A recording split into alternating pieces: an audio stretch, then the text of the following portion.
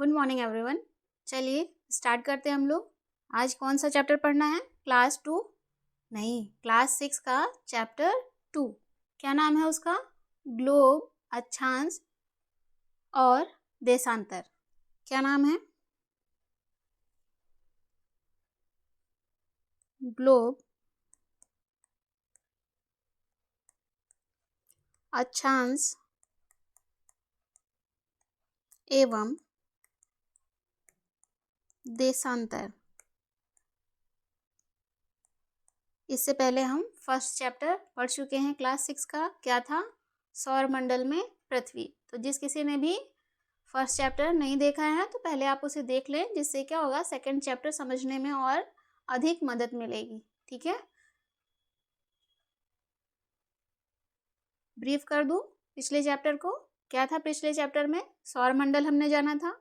सौर मंडल क्या है उसके अंतर्गत हमने जाना था सूर्य, 8 ग्रह, उपग्रह और अन्य खगोलीय पिंड जो क्या थे, क्षुद्र ग्रह और उल्का पिंड।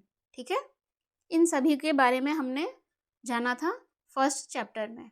साथ ही हमने ये भी जाना था कि सौरमंडल कहाँ पर स्थित है? आकाशगंगा में। कौन सी आकाशगंगा? मंदाकिनी आकाशगंगा।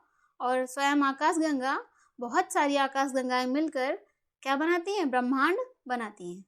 याद आ गया? चलिए, ये सभी बातें हमने जानी थी चैप्टर 1 में। अब हम सेकंड चैप्टर की ओर बढ़ते हैं, जिसका नाम है ग्लोब, अक्षांश एवं देशांतर। इंग्लिश में क्या है? Globe, latitude and longitude. ठीक है, थोड़ा सा इंग्लिश में आप नाम याद कर लेंगे तो अच्छा रहेगा। कई बार क्या होता है कि हिंदी में नाम लिखकर आपके एग्जाम में नहीं आता है। ठीक है, तो इंग्लिश में नाम याद रहेगा तो आपके लिए क्या होगी? आसानी होगी। तो शुरू करते हैं हम लोग आज के चैप्टर को। चलिए, सबसे पहले हम जानेंगे ग्लोब को। किसे जानेंगे? ग्लोब को। क्या है ग्लोब?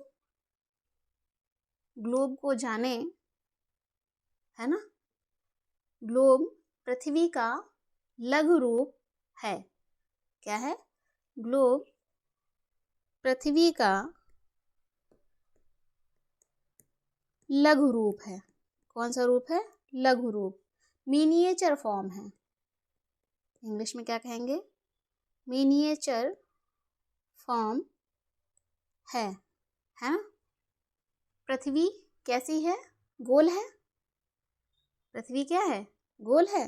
नहीं, पृथ्वी जब कभी भी आए सामान्य तौर पर हम कहते हैं पृथ्वी गोल है, पर पृथ्वी गोल नहीं है। पृथ्वी गोलाकार नहीं है। पृथ्वी गोलाकार नहीं है तो कैसी है? पृथ्वी यदि गोलाकार नहीं है तो कैसी है? जब हम गोलाकार कह रहे हैं तो पृथ्वी के आकार की चर्चा हो रही है ना। पृथ्वी का आकार कैसा है? गोलाकार नहीं है। पृथ्वी जैसे कि आप देख सकते हो गोलाकार नहीं है तो कैसी है? ये है पृथ्वी। पहले हम पृथ्वी कैसे बनाते हैं? गोल बनाते हैं, है ना। लेकिन मैं कह रही हूँ कि पृथ्वी गोल नहीं है तो कैसी है? पृथ्वी थोड़ी झुकी हुई है। कैसी? झुकी हुई है। कितनी? 23.5 अंश झुकी हुई है। ठीक है, पृथ्वी थोड़ी झुकी हुई है। साथ ही उत्तरी पृथ्वी का आपने जाना है, ये क्या है? उत्तरी ध्रुव है। यहाँ है उत्तरी ध्रुव, ये उत्तरी ध्रुव है। और ये दक्षिणी ध्रुव है। क्या है? दक्षिणी ध्रुव है। पिछले क्लास में जाना है ना आपने? बिल्कुल, उत्तरी ध्रुव और दक्षिणी ध्रुव है। साथ ही पृथ्वी मध्य भाग में, कैसे? मध्य भाग में उभरी हुई है। कैसी है? उभरी हुई है। उत्तरी ध्रुव और दक्षिणी ध्रुव पर चपटी है। कैसी है? चपटी है। और मध्य भाग में उभरी हुई है। इन्हीं गुणों के कारण पृथ्वी को क्या कहते हैं? गोलाभ। नाम सुना होगा आपने, नहीं सुना कोई बात नहीं, अब आप जान गए हैं। इंग्लिश में जियोइड कहते हैं। ठीक है, तो ये जो पृथ्वी का आकार है कैसा? गोलाकार तो नहीं है। कैसी है? पृथ्वी 23.5 अंश झुकी हुई है। ठीक है, पृथ्वी 23.5 अंश झुकी हुई है। उत्तरी ध्रुव और दक्षिणी ध्रुव पर चपटी है, मध्य भाग में उभरी हुई है। तो ये पृथ्वी जैसी है, पृथ्वी का ये जो आकार है ये जैसा है ऐसा ही इसका ही लघु रूप ग्लोब है। ठीक है, क्या है? इसका लघु रूप ग्लोब है। स्पष्ट है? जैसे क्या कह सकते हैं हम? पृथ्वी का लघु रूप में एक वास्तविक प्रतिरूप है।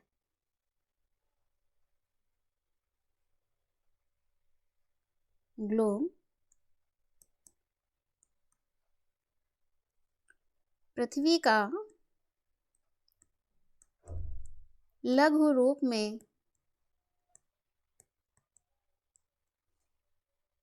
एक वास्तविक प्रतिरूप है। ठीक है, ट्रू मॉडल। प्रतिरूप को इंग्लिश में क्या कहेंगे? मॉडल। तो कंफ्यूजन नहीं करना है, वास्तविक ट्रू। ग्लोब विभिन्न आकार के होते हैं। कैसे? विभिन्न आकार के होते हैं, है ना?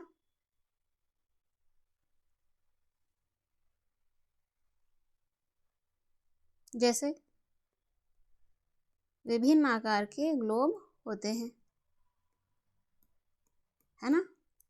कुछ बड़े आकार के होते हैं और कुछ छोटे आकार के होते हैं। तो जो बड़े आकार के ग्लोब होते हैं वो क्या होते हैं? उन्हें आसानी से ले जाया नहीं जा सकता, वो मूवेबल नहीं होते हैं। जो बड़े आकार के ग्लोब होते हैं वो मूवेबल नहीं होते हैं। ये हमने कट का निशान लगाया है, इसका मतलब एक स्थान से दूसरे स्थान पर नहीं ले जाए जा सकते, वो बहुत बड़े आकार के होते हैं। वहीं जो छोटे आकार के ग्लोब होते हैं, ग्लोब देखा है आपने? कोई बात नहीं, मैं आपको दिखा दूंगी ग्लोब। ठीक है, छोटे आकार के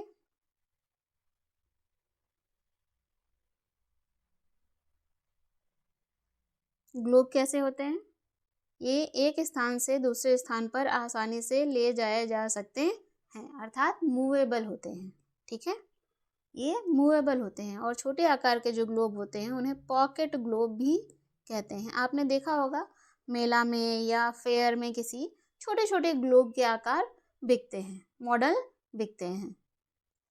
ठीक है, आपने प्रिंसिपल ऑफिस में भी देखा होगा। पढ़ाई तो सभी ने की है ना, बहुत लोग पढ़ भी रहे होंगे अभी, जो पढ़कर बाहर भी आ चुके हैं फिर भी उन्होंने पढ़ाई की है। तो हम आम तौर पर हमने ग्लोब को प्रिंसिपल ऑफिस में ज़रूर देखा है। पक्का? हाँ बिल्कुल, है ना? तो जो छोटे छोटे ग्लोब होते हैं जो हम देखते हैं, जिन्हें हम आसानी से एक स्थान से दूसरे स्थान पर ले जा सकते हैं, उन्हें क्या कहते हैं? पॉकेट ग्लोब कहते हैं।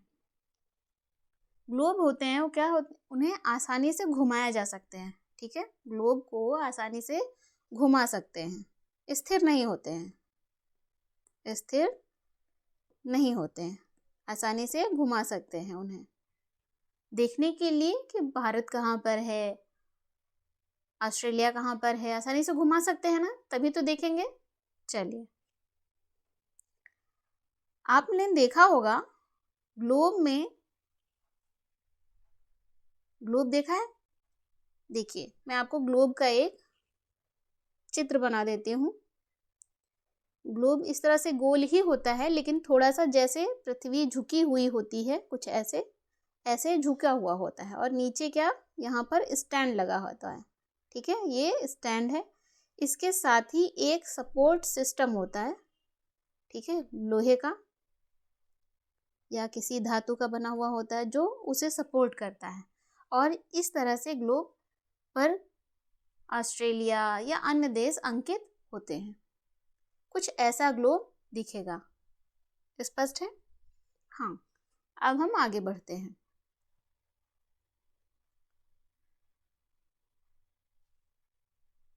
ग्लोब में ये ग्लोब है, ठीक है। एक सुई झुकी हुई अवस्था में स्थित होती है। मैं बार बार उसी बात को दोहरा रही हूँ, इसलिए ध्यान रखिएगा। ग्लोब में एक सुई झुकी हुई अवस्था में स्थित होती है। ये सुई देख रहे हैं आप, झुकी हुई अवस्था में स्थित है। इसे क्या कहते हैं? अक्ष कहते हैं। क्या कहते हैं? अक्ष कहते हैं। ये क्या है? अक्ष है। ग्लोब में ये जो झुकी हुई सुई है इसे अक्ष कहते हैं।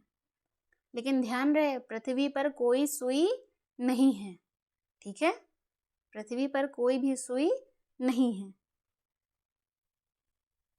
और इस सुई को, ये जो सुई अक्ष है, इसे मिलाने वाले बिंदु कौन से हैं? उत्तरी ध्रुव और दक्षिणी ध्रुव। उत्तरी ध्रुव से दक्षिणी ध्रुव को मिलाने वाली रेखा क्या है? अक्ष है। स्पष्ट है? इसे अक्ष कहते हैं। कंफ्यूजन नहीं करना है बच्चों, ठीक है। ये जिसे मैं ग्लोब कह रही हूँ वो क्या है? पृथ्वी का वास्तविक प्रतिरूप है। तो जब आप ग्लोब सुने और पढ़ें इस चैप्टर में, तो ग्लोब को क्या समझना है? वो है क्या? ग्लोब इक्वल टू पृथ्वी। हम पृथ्वी को जान रहे हैं, ठीक है। उसका छोटा रूप है। पृथ्वी तो बहुत बड़ी है, उसके छोटे रूप को हम देखेंगे, छोटे रूप में, और उसको समझने की कोशिश करेंगे। किसको? पृथ्वी को। आगे बढ़ते हैं। चलिए आगे बढ़ते हैं। क्या है आगे? अब आते हैं अक्षांश रेखाओं की ओर। अब हम आगे बढ़ते हैं। आपका एक टॉपिक ग्लोब समाप्त हो गया। क्या है वो? ग्लोब में झुकी हुई सुई को अक्ष कहते हैं, ठीक है।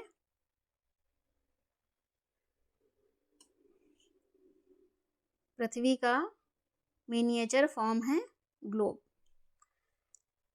अगला टॉपिक है अक्षांश। लैटिट्यूड। क्या है? लैटिट्यूड्स,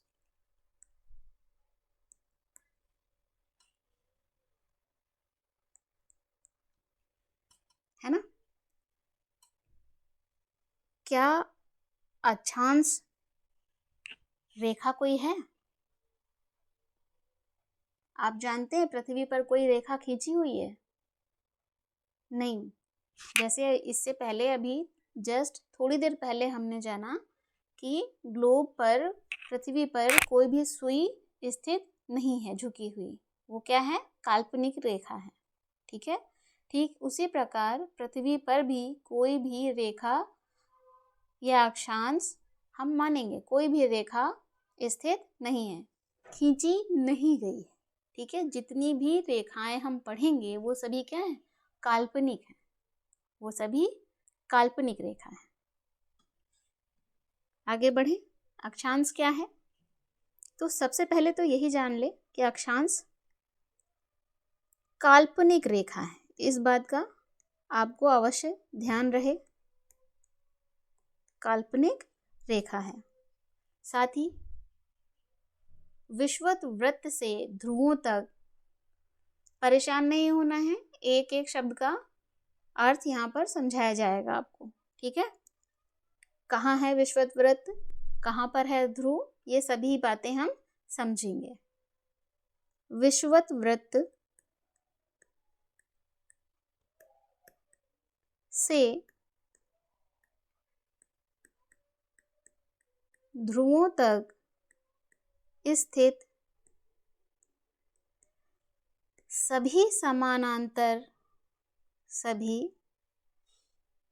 समानांतर वृत्तों को क्या कहते हैं? अक्षांश रेखाएं कहते हैं। अक्षांश रेखाएं कहते हैं। इसे अंश में, डिग्री में मापते हैं। इसे अंश में मापते हैं। ठीक है, देखते हैं अक्षांश कहाँ पर हैं पृथ्वी पर। अक्षांश रेखाएं, लैटिट्यूड्स कहाँ पर हैं पृथ्वी पर, है ना।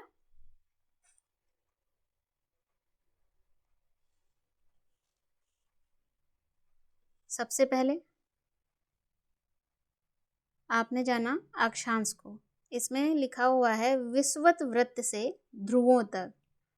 ध्रुव आप जानते हैं, देखिए ध्यान दीजिएगा आप लोग।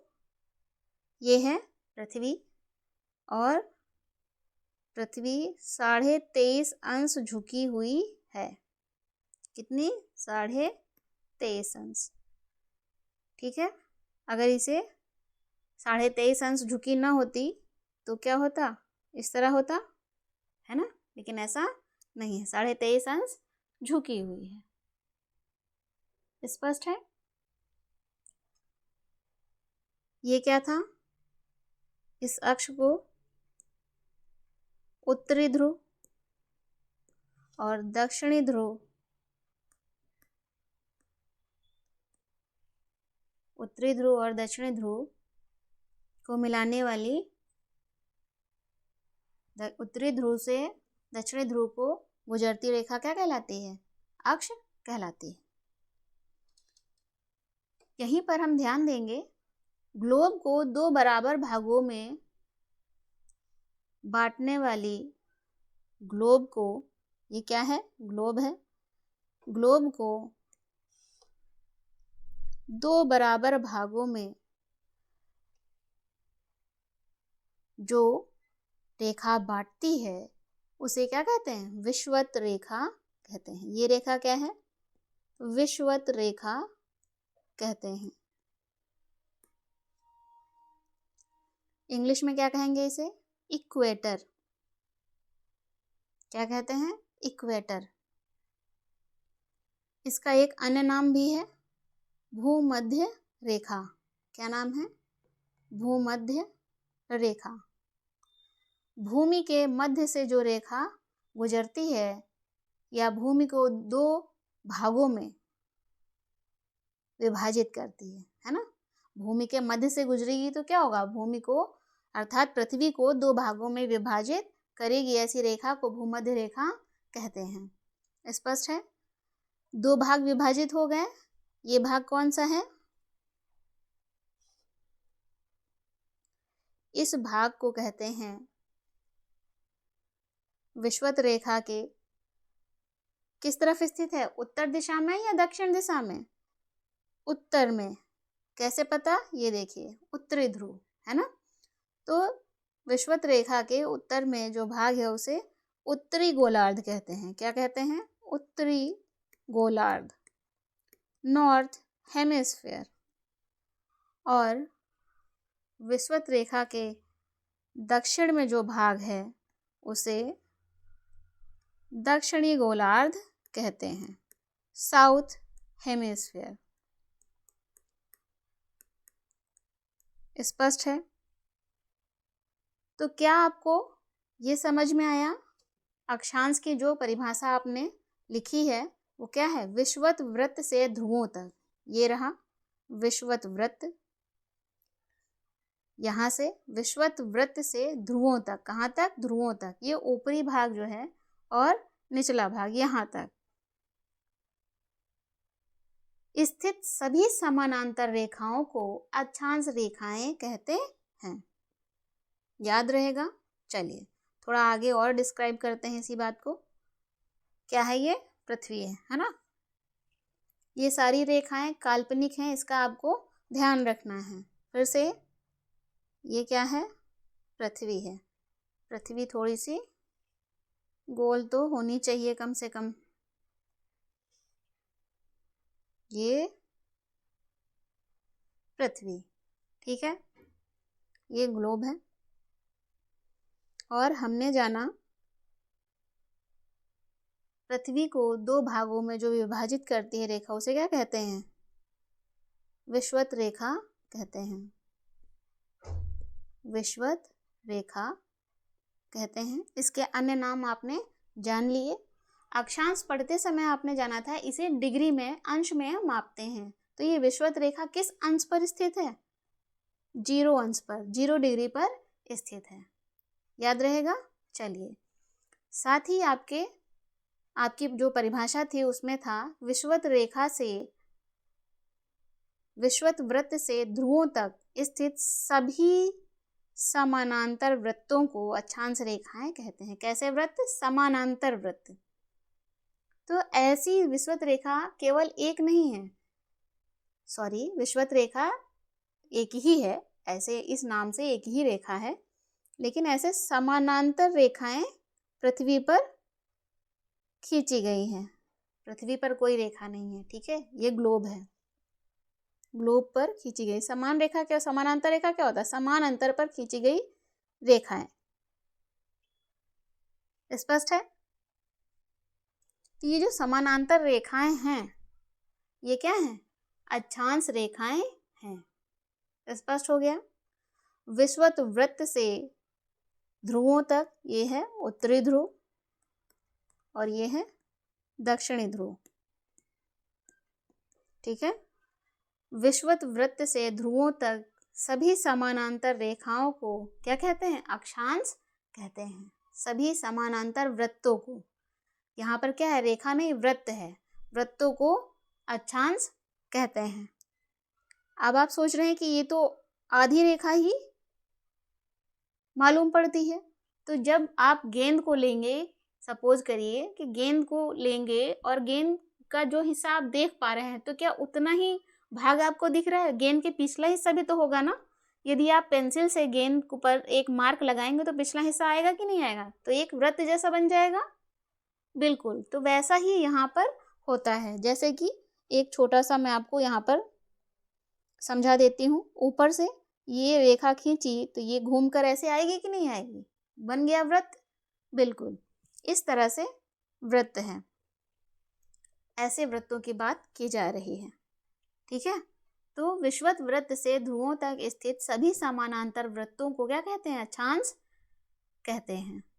इसे अंश में मापते हैं। स्पष्ट हो गया? चलिए, विषुवत रेखा 0 डिग्री पर स्थित होती है और उत्तरी ध्रुव और दक्षिणी ध्रुव कितने डिग्री पर हैं? ये 90 डिग्री पर, 90 डिग्री पर, ठीक है। ये इस भाग की विषुवत रेखा के उत्तरी भाग या उत्तरी गोलार्ध की अक्षांश रेखाएं, उत्तरी अक्षांश रेखा, उत्तरी अक्षांश रेखाएं कहलाती हैं।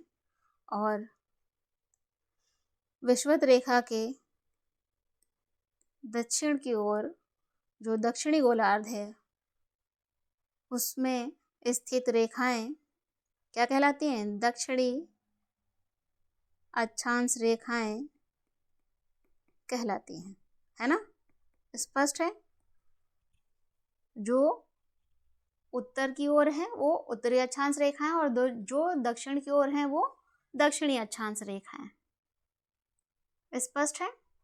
चलिए, यहाँ हम देख सकते हैं कि उत्तर और दक्षिण से दिशा ज्ञात हो रही है। बहुत स्पष्ट है। जैसे आपके लिए एक उदाहरण है, क्या कि आपसे कहा जाए कि कोई स्थान है, मान लेते हैं कि वो महाराष्ट्र का चंद्रपुर, चलिए बुक का ही ले लेते हैं एग्जाम्पल, और ब्राज़ील का होरिज़ोंटे, ब्राज़ील का होरिज़ोंटे, ये दोनों ही 20 डिग्री अक्षांश पर स्थित हैं। किस डिग्री? 20 डिग्री अक्षांश पर स्थित हैं। ठीक है। महाराष्ट्र कहाँ है? भारत का एक राज्य है और ब्राज़ील एक देश है। कहाँ पर है? दक्षिण अमेरिका में। ध्यान रहेगा, दोनों ही 20 अक्षांश पर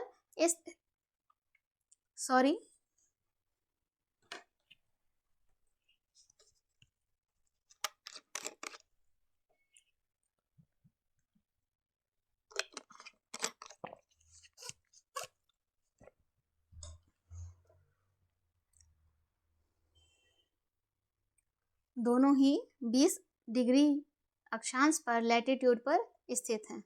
तो क्या अंतर हुआ? 20 डिग्री अक्षांश पर स्थित है, तो बताइए आप पृथ्वी में किस ओर जाएंगे?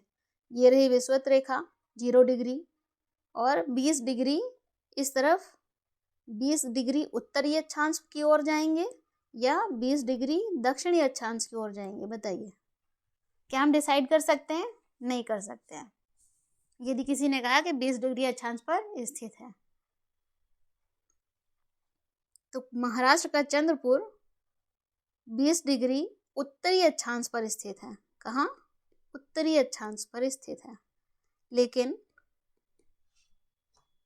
ब्राज़ील का होरिज़ोंटे 20 डिग्री दक्षिणी अक्षांश पर स्थित है। ठीक है, होरिज़ोंटे। तो क्या आपको समझ में आ रहा है कि दिशा कैसे यहाँ पर महत्वपूर्ण है? अच्छा, आप सोच रहे होंगे कि ये 20 डिग्री और 10 डिग्री ये सब बातें तो अभी आपने बताई नहीं है, है ना? कोई बात नहीं, हम उसी दिशा में बढ़ते हैं। ये विषुवत रेखा है। आपने जाना कि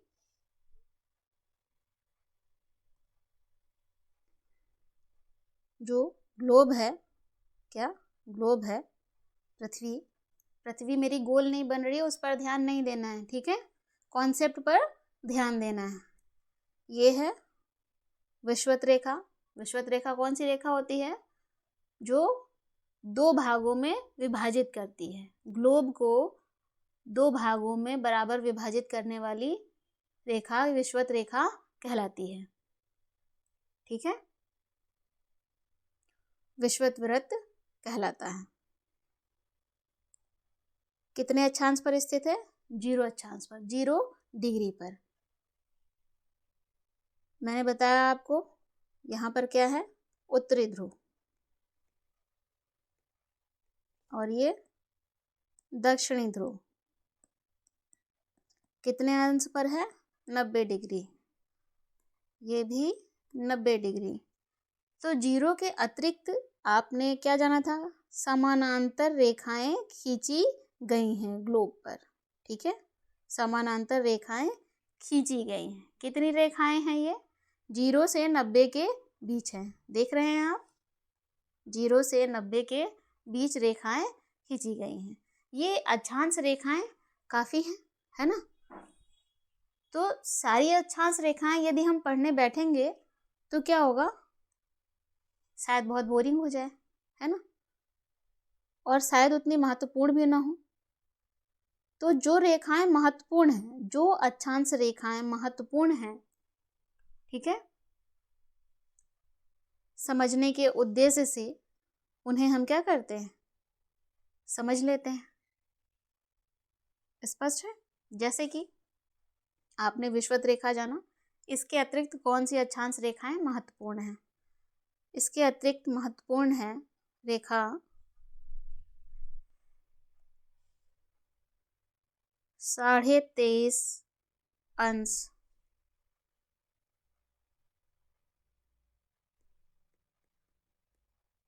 23.5 डिग्री।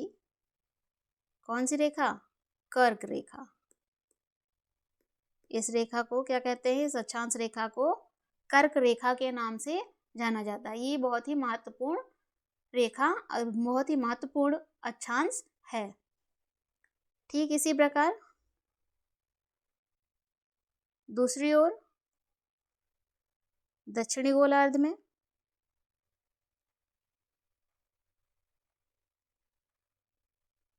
23.5 डिग्री साउथ, दक्षिण को साउथ लिखते हैं। क्या कहते हैं? किस नाम से जानते हैं? मकर रेखा के नाम से जानते हैं। ये अक्षांश रेखा भी बहुत ही महत्वपूर्ण है। आगे बढ़े,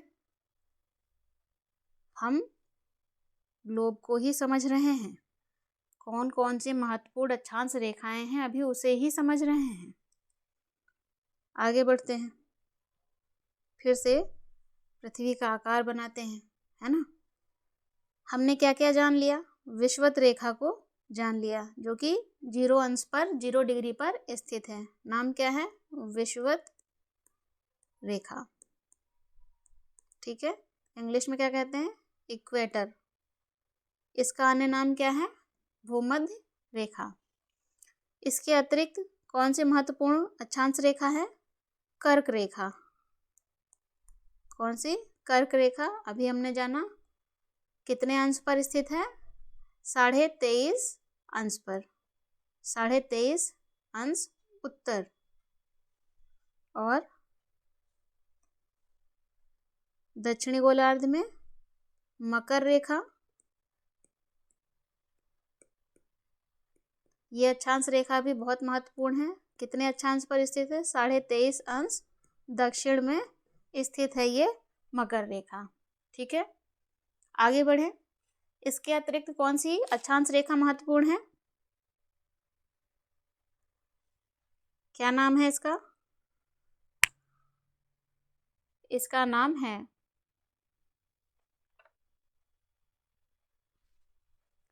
उत्तरी ध्रुव व्रत। कितने अंश पर स्थित है? 66.5 अंश पर, नॉर्थ, है ना। अन्य नाम क्या है? आर्कटिक व्रत। इसे आर्कटिक व्रत नाम से भी जानते हैं। याद रहेगा? बिल्कुल रहेगा, है ना। इसके अतिरिक्त दक्षिणी गोलार्ध में, कौन से गोलार्ध में? दक्षिणी गोलार्ध में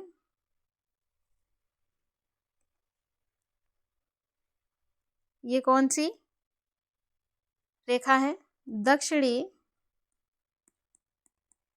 ध्रुव व्रत। ठीक है, कितने अंश पर स्थित है? कितने डिग्री पर स्थित है ये अक्षांश रेखा? अक्षांश व्रत। अच्छा, मैं बार बार रेखा बोल रही हूँ, तो सामने से क्या दिखाई दे रहा है? रेखा के रूप में दिखाई दे रहा है, सॉरी, इसलिए इन्हें रेखा भी कहते हैं। तो ये कंफ्यूजन नहीं करना है कि मैम रेखा बोल रही हैं और है व्रत, है ना। व्रत ही है। दक्षिणी ध्रुव व्रत कितने अंश पर स्थित है? 66.5 डिग्री साउथ। ठीक है, क्या नाम है इसका? अन्य अंटार्कटिक व्रत। क्या नाम है? अंटार्कटिक व्रत। ध्यान रखिएगा, बहुत से पॉइंट हो सकता है आपके बुक में ना दिए गए हों, फिर भी कंपटीशन के पर्सपेक्टिव से जो एग्ज़ाम में आते हैं प्रश्न, उन्हें ध्यान में रखते हुए आपको यहाँ पर बताया जा रहा है, तो आप उन्हें ध्यान रखिएगा। ठीक है, और इसके बाद लास्ट क्या है?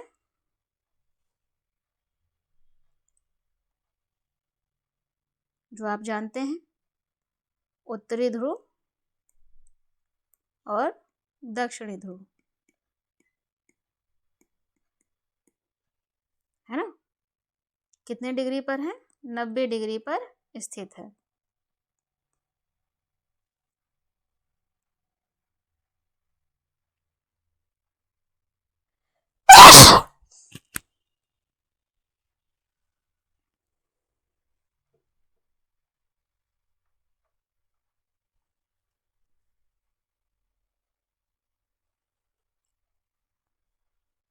स्पष्ट हो गया इतना?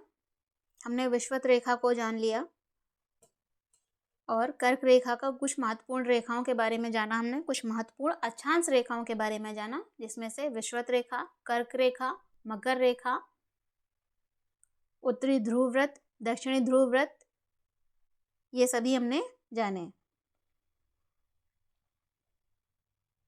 जिसे आप क्रम से एक बार लिख सकते हैं।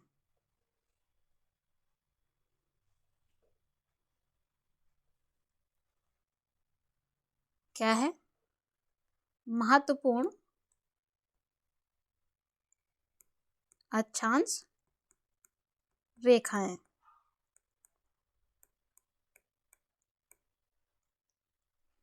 कौन कौन सी हैं?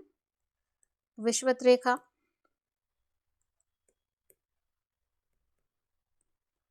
कर्क रेखा, मकर रेखा,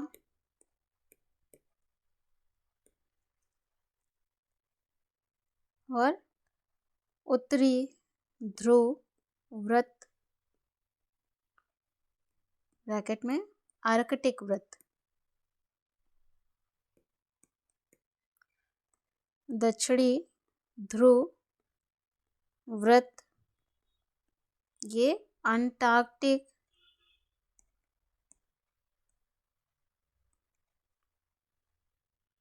व्रत। ठीक है, तो ये सभी महत्वपूर्ण अक्षांश रेखाएं हैं। अच्छा, आपको लग रहा होगा कि उत्तरी ध्रुव और दक्षिणी ध्रुव तो आपने मैम ने बताया ही नहीं, क्योंकि वो व्रत नहीं है। ठीक है, वो सिर्फ एक बिंदु है। वो क्या है? उत्तरी ध्रुव और दक्षिणी ध्रुव जो है सिर्फ बिंदु हैं, वो व्रत का निर्माण नहीं करते हैं। अच्छा, यहीं पर मैं आपको बताती चलूं, अक्षांश से ही संबंधित है। कुल अक्षांश रेखाएं कितनी हैं? आपने पृथ्वी को जाना है ना, ये विषुवत रेखा, ये कर्क रेखा, ये मकर रेखा दक्षिणी गोलार्ध में, उसके ऊपर उत्तरी गोलार्ध में क्या है? आर्कटिक व्रत, ये उत्तरी ध्रुव, और ये रहा दक्षिणी ध्रुव, ये अंटार्कटिक व्रत। स्पष्ट है? अब प्रश्न है कि कुल अक्षांश रेखाएं, ये सब क्या है? अक्षांश रेखाएं हैं, है ना? सभी समानांतर रेखाओं को अक्षांश कहते हैं। याद आ गया? विषुवत वृत्त से ध्रुवों तक स्थित सभी समानांतर रेखाओं को क्या कहते हैं? अक्षांश कहते हैं। तो कुल कितनी अक्षांश रेखाएं हैं? जैसे 0 डिग्री से कहाँ तक है? 90 डिग्री तक, यहाँ भी 90 डिग्री तक, तो कुल कितनी अक्षांश रेखाएं हो गई?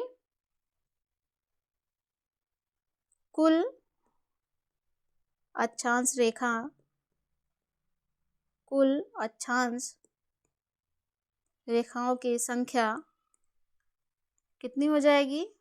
181, है ना? एक तो ये खुद है, और इस तरफ 90 और इस तरफ 90, तो कितनी हो गई? 181। लेकिन यदि आपसे कोई प्रश्न पूछे, जो कि पूछा जाता है, कुल वास्तविक अक्षांश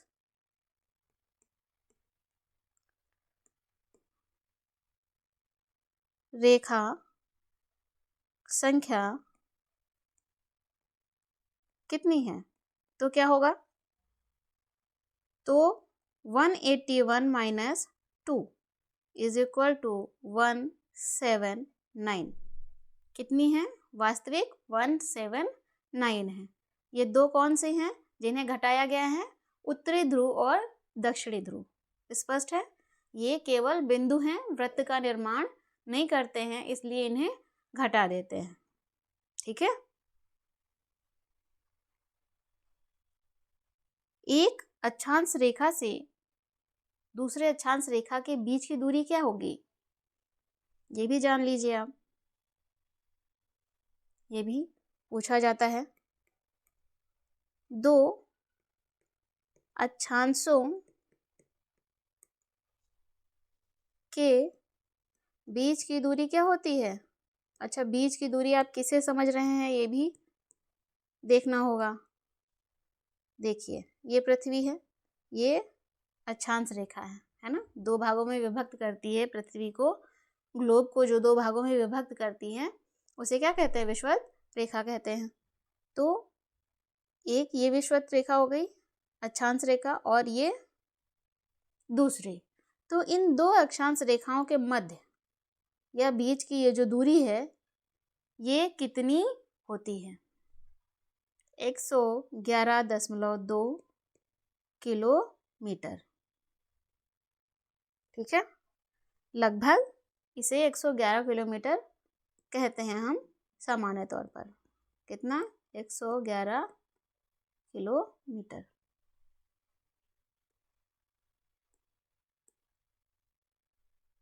ठीक है, आगे बढ़े, चलिए आगे बढ़ते हैं।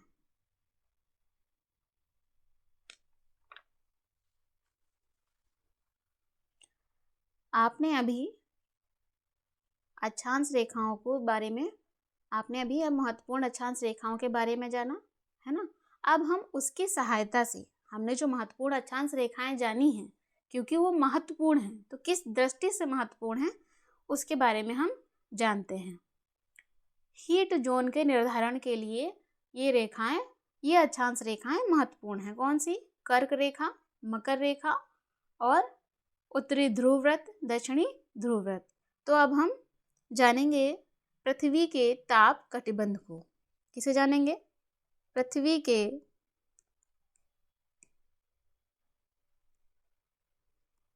ताप कटिबंध को जानेंगे। इंग्लिश में क्या कहते हैं, heat zones of the earth, heat zones of the earth. ठीक है, कैसे देखते हैं। आपने अभी जाना कि पृथ्वी दो भागों में विभक्त होती है, उसे कहते हैं विषुवत रेखा। पृथ्वी पर कोई भी रेखा नहीं है, ये सभी अक्षांश रेखाएं या जितनी भी रेखाएं हम पढ़ेंगे इस चैप्टर में वो सभी क्या हैं, काल्पनिक हैं, विषुवत रेखा। ठीक है, इसके अतिरिक्त महत्वपूर्ण रेखा हमने जाना है, महत्वपूर्ण अक्षांश को जाना है, कर्क रेखा। कितने अंश पर स्थित है, 23.5 डिग्री नॉर्थ में स्थित है और 23.5 डिग्री साउथ में स्थित है मकर रेखा। कर्क रेखा और मकर रेखा, tropic of Cancer and Capricorn, मकर रेखा। स्पष्ट है, याद है ना आपको, ये महत्वपूर्ण अक्षांश रेखाएं हैं। चलिए, इसी बात को हमें ध्यान में रखना है कि ये महत्वपूर्ण अक्षांश रेखाएं हमने क्यों पढ़ी हैं। जो कर्क रेखा है और मकर रेखा है, कर्क रेखा और मकर रेखा के सभी अक्षांशों पर, कहाँ, सभी अक्षांशों पर, ये जो भाग आप देख रहे हैं इसमें 0 से 23 नॉर्थ और 0 से 23 23.5 है ना दक्षिण,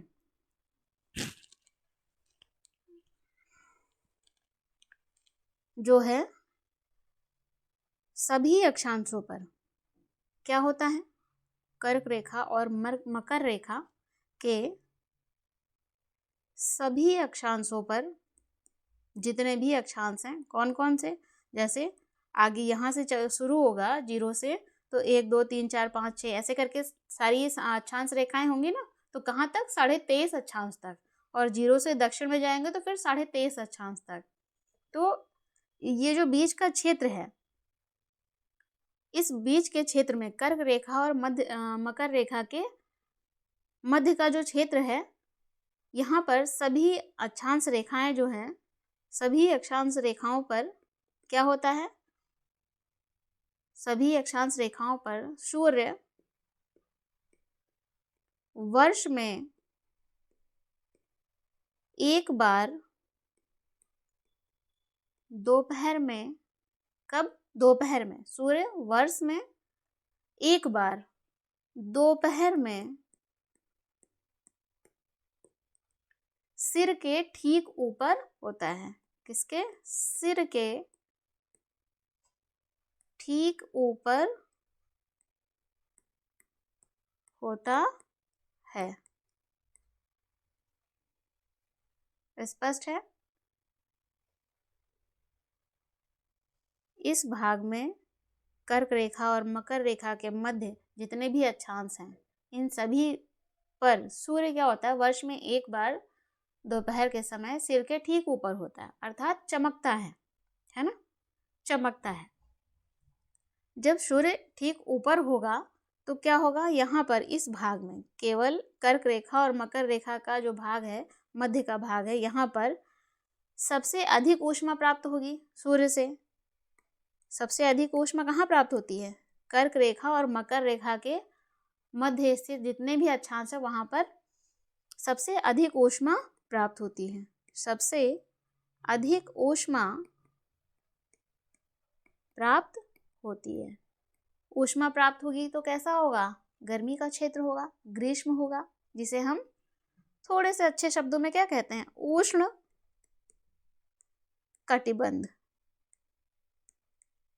कटिबंध अर्थात जोन, इंग्लिश में टॉरिड जोन। तो कर्क रेखा और मकर रेखा के बीच का क्षेत्र, ठीक है, कैसा होता है? उष्ण कटिबंध होता है, टॉरिड जोन कहलाता है।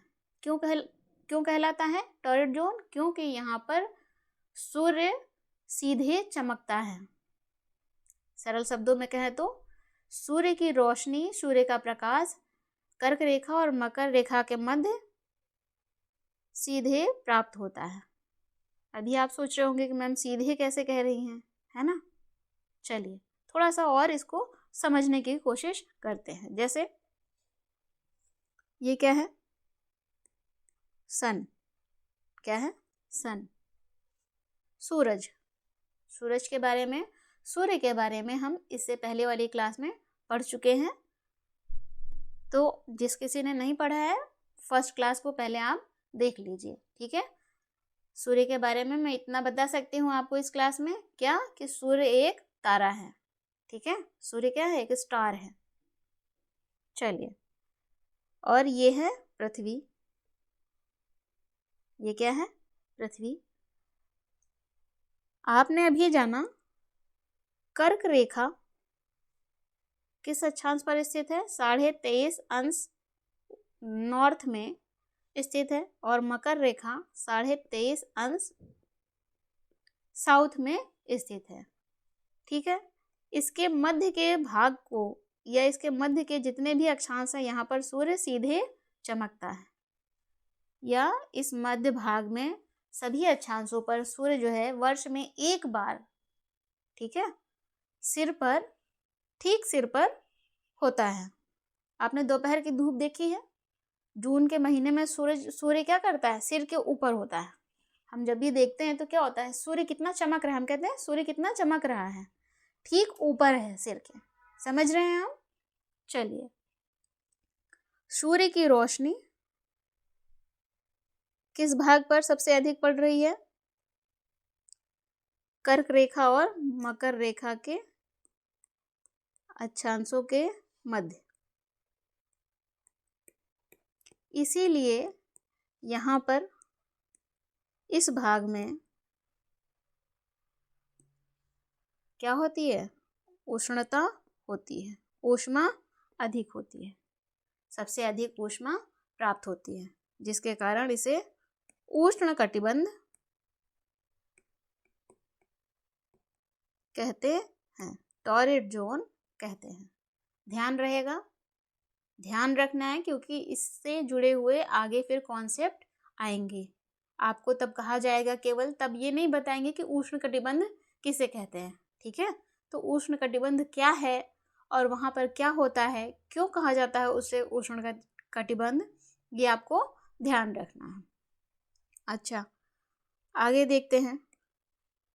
सूर्य की रोशनी कर्क और मकर रेखा के सामने आप देख रहे हैं सीधे पहुंच रही है, लेकिन इस भाग में, किस भाग में, इस भाग में सीधे पहुंच रही है क्या? नहीं पहुंच रही है, थोड़ी तिरछी पहुंच रही है। सूर्य की रोशनी इस भाग में थोड़ी तिरछी पहुंच रही है ना? चलिए इसे दूसरा फिगर बनाकर हम समझते हैं। क्या है ये?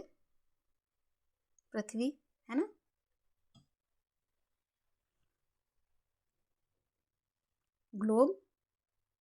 ग्लोब पर हम ये रेखाएं खींच रहे हैं, ठीक है। चलिए, अभी हमने कर्क रेखा और मकर रेखा के बारे में जाना। ये कौन सी रेखा है? कर्क रेखा है, 23.5 अंश नॉर्थ। और ये कौन सी रेखा है? 23.5 अंश साउथ, ठीक है। ये मकर रेखा है। अब हम आगे बढ़ते हैं। हमने उष्ण कटिबंध के बारे में जान लिया, जहां सूर्य से सीधे रोशनी प्राप्त होती है, सीधे प्रकाश प्राप्त होता है, सिर के ऊपर ठीक होता है, वर्ष में एक बार, ठीक है। यही बातें थी, मुख्य बिंदु यही थे। चलिए, 23.5 अंश से जब आगे बढ़ते हैं, क्या था? 66.5 अंश नॉर्थ, और इस तरफ भी 66.5 अंश साउथ। याद आ गया? क्या नाम था इसका?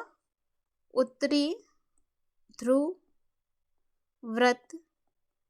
और इसे क्या कहा था आपने? दक्षिणी ध्रुव व्रत। इसका अन्य नाम क्या है? आर्कटिक व्रत। याद आ गया? बहुत अच्छे। और ये है अंटार्कटिक व्रत। मैं कोशिश करूंगी कि क्लास बड़ी ना होने पाए, पर यदि थोड़ी सी हो भी जाती है तो आप ध्यान से इसे देखेंगे तो अच्छे से समझ में आ जाएगा, ठीक है। आपने जाना सूर्य का जो प्रकाश है वो यहाँ पर 23.5 अंश के बाद कैसे पहुँचता है? तिरछा पहुँचता है। ये सन है, ये ऐसे पहुँचता है, तिरछा पहुँचता है ना? धीरे धीरे तिरछा हो जाता है। तो इस जोन में, इस क्षेत्र में क्या होगा? प्रकाश कम प्राप्त होगा। कम प्राप्त होगा तो क्या होगा? उष्णता कम होगी। कितनी कम होगी? काफी कम होती है, क्योंकि प्रकाश तिरछा होता है, ठीक है, वहां पर तिरछा पहुंचता है। इसलिए इस भाग में क्या होगा? थोड़ी गर्मी और थोड़ी सर्दी, जिसे क्या कहते हैं? शीतोष्ण। शीत और उष्ण, शीतोष्ण कटिबंध, टेम्परेट जोन। इंग्लिश में क्या कहेंगे? Temperate zone. इसे क्या कहेंगे? टेम्परेट जोन, ठीक है। शीतोष्ण कटिबंध 23.5 अंश से 66.5 अंश नॉर्थ तक, 23.5 अंश नॉर्थ से 66.5 अंश नॉर्थ तक कौन सा जोन है? शीतोष्ण कटिबंध है। ठीक इसी प्रकार दक्षिणी गोलार्ध में भी शीतोष्ण कटिबंध है। स्पष्ट है? चलिए, शीतोष्ण कटिबंध में तो सूर्य का प्रकाश तिरछा पहुंच जाता है, ठीक है, कोई समस्या नहीं आती है। लेकिन जब इसके आगे बढ़ेंगे आप, कैसे देखते हैं? ये हमने बनाया पृथ्वी का ग्लोब, क्योंकि ग्लोब मिनिएचर फॉर्म है पृथ्वी का, ठीक है, याद कर लेना है इसी समय। अब बात करते हैं हमने विषुवत रेखा, कर्क रेखा, मकर रेखा और उत्तरी ध्रुव व्रत और दक्षिणी ध्रुव व्रत, आर्कटिक और अंटार्कटिक के बारे में जान लिया। इनकी मदद से हमने उष्ण कटिबंध और शीतोष्ण कटिबंध के बारे में जाना है। आगे बढ़ते हैं। अब बात करते हैं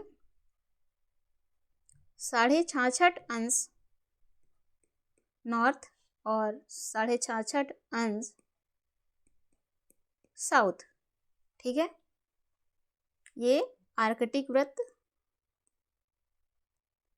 और ये है अंटार्कटिक वृत्त।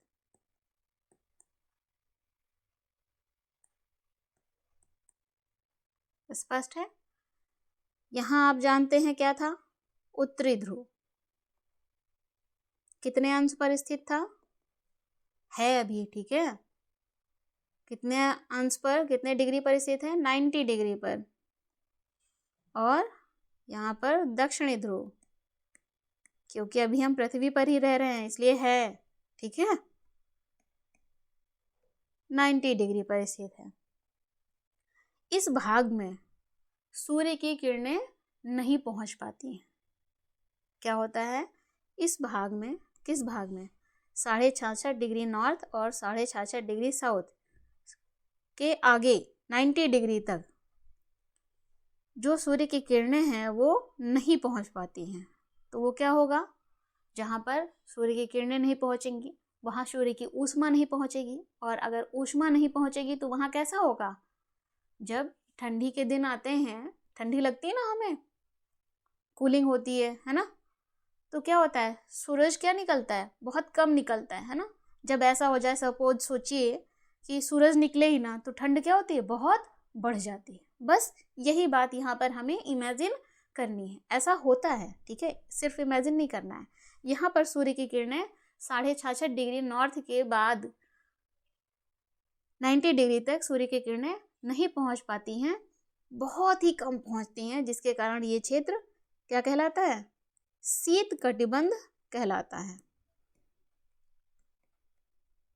शीत कटिबंध कहलाता है।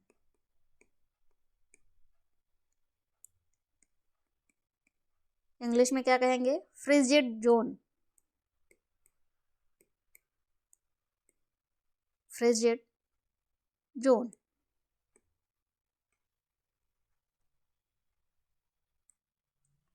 स्पष्ट है। आपने महत्वपूर्ण अक्षांश रेखाओं की सहायता से पृथ्वी के ताप कटिबंधों को जाना। स्पष्ट है।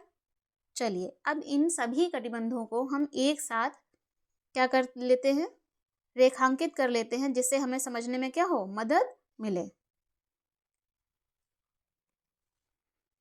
कि हमने ये सब कुछ समझ लिया है।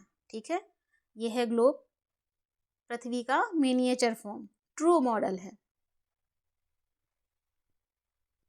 ये क्या है, ग्लोब को दो भागों में विभाजित करने वाली रेखा क्या कहलाती है, विषुवत रेखा कहलाती है। कितने अक्षांश पर स्थित है, 0 डिग्री पर। क्या नाम है, विषुवत रेखा। रिवाइज करते चलिए, विषुवत रेखा इंग्लिश में क्या कहते हैं, इक्वेटर। अन्य नाम क्या है, भूमध्य रेखा। भूमि के, पृथ्वी के मध्य से जो रेखा खींची गई है उसे भूमध्य रेखा कहते हैं। ठीक है, चलिए दूसरी महत्वपूर्ण रेखा कौन सी है, अक्षांश रेखा। दूसरी महत्वपूर्ण अक्षांश रेखा कौन सी है, मकर रेखा। नहीं, उत्तरी गोलार्ध में कौन सी रेखा है, 23.5 नॉर्थ, कर्क रेखा। कौन सी रेखा, कर्क रेखा। ठीक है, और 66.5 कौन सी रेखा है, नॉर्थ। हमेशा ध्यान रखना है, ये नॉर्थ साउथ लिखते रहना है, नहीं तो 66.5 से कुछ पता नहीं चलेगा आपको किस तरफ जाना है। उत्तर तरफ की बात हो रही है, उत्तर दिशा की बात की जा रही है या दक्षिण दिशा की बात की जा रही है, तो हमेशा नॉर्थ साउथ लिखते रहेंगे, स्पष्ट रहेगा जिससे। ठीक है, आर्कटिक वृत्त और ये रहा उत्तरी ध्रुव 90 डिग्री नॉर्थ।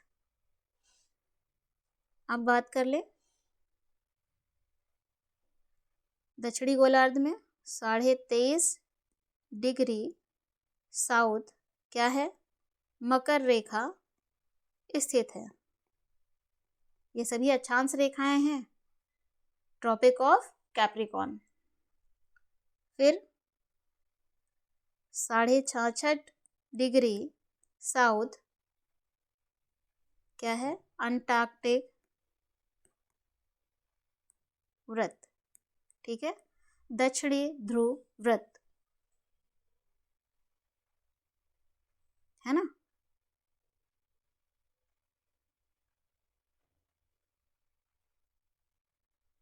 और ये रहा दक्षिणी ध्रुव।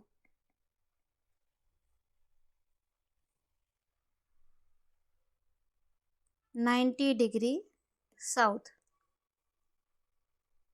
अब कर्क रेखा और मकर रेखा के मध्य सभी अक्षांशों पर सूर्य वर्ष में एक बार सिर पर दोपहर में सिर के ठीक ऊपर चमकता है, जिसके कारण इस क्षेत्र को, इस जोन को क्या कहते हैं? उष्णकटिबंध कहते हैं। इंग्लिश में क्या है? Torrid zone. इसके अतिरिक्त 23.5 डिग्री नॉर्थ से 23.5 डिग्री की ओर जाएंगे तो ये क्या है? शीतोष्ण कटिबंध, टेम्परेट जोन। ये मैं आपको बता चुकी हूँ, तो यहाँ पर आपको डिस्क्राइब नहीं कर रही हूँ। ठीक इसी तरह दक्षिणी गोलार्ध में है। दक्षिणी गोलार्ध, उत्तरी गोलार्ध किसे कहते हैं, ये सब मैं आपको पहले ही बता चुकी हूँ। शीतोष्ण कटिबंध। इसके पश्चात आप यहाँ पर आर्कटिक वृत्त की जगह चाहे तो उत्तरी ध्रुव वृत्त ही पढ़ सकते हैं, कोई समस्या नहीं है। और 66.5 डिग्री नॉर्थ से 90 डिग्री नॉर्थ तक क्या है? शीत कटिबंध है, क्योंकि यहाँ सूर्य की किरणें नहीं पहुँचती हैं, जिसके कारण यहाँ पर ठंडा रहता है। और ठंडे क्षेत्र को क्या कहते हैं? ये क्षेत्र ही शीत कटिबंध कहलाता है। इसी प्रकार दक्षिण गोलार्ध में भी है।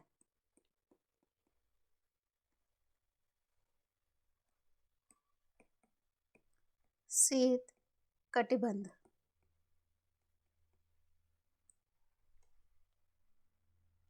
तो आपको समझ में आ गया। महत्वपूर्ण अक्षांश रेखाओं की मदद से आपने पृथ्वी के ताप कटबंध को समझ लिया है। स्पष्ट है? चलिए, यहाँ पर अक्षांश रेखाएं समाप्त होती हैं और हम आगे बढ़ते हैं। आज की क्लास में इतना ही।